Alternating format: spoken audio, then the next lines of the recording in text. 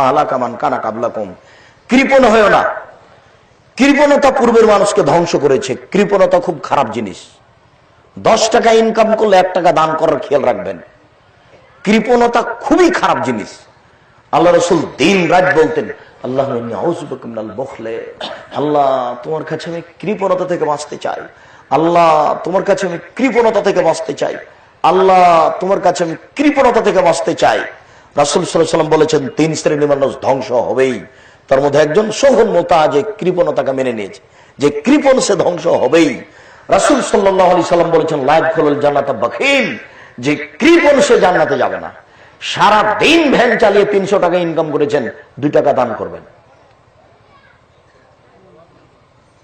5000 টাকা ইনকাম করেছেন, 50 টাকা দান করবেন। মানে এটা জরুরি মনে করবেন নিজের উপরে। রাসূল সাল্লাল্লাহু আলাইহি ওয়াসাল্লাম বলেছেন সবাকে দান করতে হবে, এই জন্য বলেছেন। রাসূল সাল্লাল্লাহু আলাইহি সাল্লাম যখন বললেন সবাকে দান করতে হবে, তখন সাহাবীগণ বললেন যদি না পারে, তাহলে না পারলে মানুষের বাড়িতে কাজ করবে, কাজ করে যেটা পেয়েছে সেটা দান করবে। এ দেখেন, দিন মজুরকে দান করতে হয়। তখন সাহাবীগণ বললেন মানুষের বাড়িতে যদি কাজ করতে না পারে, এবার তখন আল্লাহ রাসূল বলছেন তাহলে এ করবে, অসহায় মানুষের উপকার করবে, একটা ভ্যান ঠেকে গেছে ঠেলে দিবে, এটাই দান। সেটা যদি না পারে তাহলে পাপ করবে না, পাপ করবে না, পাপ থেকে নিজেকে ঠেকে রাখবে, এটাই তার জন্য দান। সাহাবী যত নিচে যেতে থেকেছেন, আল্লাহ নবীও তত নিচের দিকে যেতে থেকেছেন।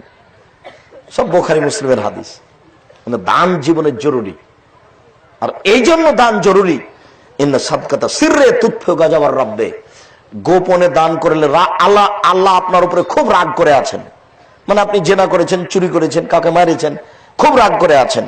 তো যদি খালি বলেন যে এভাবে দিবেন না, আমার জন্য 5000 টাকা থাকলে, এভাবে বলবেন না, খালি বলুন 5000 টাকা থাকলো মসজিদে লাগাবেন, এবারে আল্লাহর রাগ মিটে গেছে।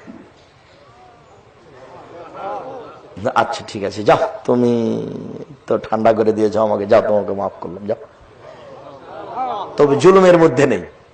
হ্যাঁ, ওটা কঠিন জিনিস, ওটাতে ফেরত দিতে হবে, না হলে রিক্সাওয়ালাকে 1 থাপড় মেরেছেন, ওকে খুঁজে হাত ধরে ক্ষমা নিতে হবে। রিক্সাওয়ালাকে খুঁজে বের করতে হবে।